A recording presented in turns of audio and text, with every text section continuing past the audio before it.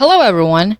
In today's tutorial, I'll guide you on how to change your country or region on the Google Play Store. So let's dive in. Firstly, open your Google Play Store app.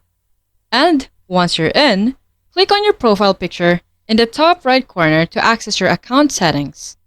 Now, select Settings from the menu. Within Settings, go to General and then click on Account and Device Preferences. On this page, you'll find information about your country and profiles.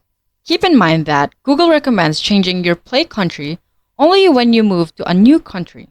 To proceed, you'll need to add a payment method from the country you want to switch to. Go back to the main menu.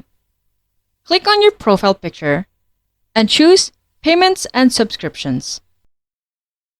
Next, click on Payment Methods. Here, you can add a credit card, debit card, PayPal, or PaySafeCard from the desired country. Once you've added a payment method from the specific country, your Google Play Store will automatically update to reflect the new region. And that's it. You've successfully changed your country on the Google Play Store.